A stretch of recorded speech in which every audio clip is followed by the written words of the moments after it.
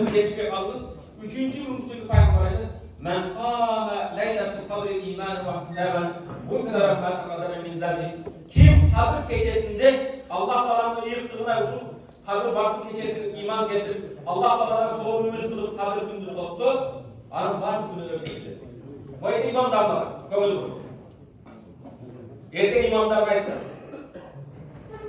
Prezidentin Oğuzlar'da ökülü özünün canları yetekçilerine birlikte meclislerde kılarken kaysi mecliste imam başlık olup kıyamda duran olması ama 100 binden akçe öğrettikleri desinler. Şimdi meclisleri yaparken çekeletleri koydu 100 bin sonuç. Bırak Allah tebarek ve teala Leylatul Kadri hayrun min elfi şehr. Kadir gecesi 1000 aydan yaşırak. 1000 aydan değil mi? 1000 aydan yaşırak. 1000 ayın soğuk bir durumda. Kadir tüm mahsus parçalan Kadir soğuk.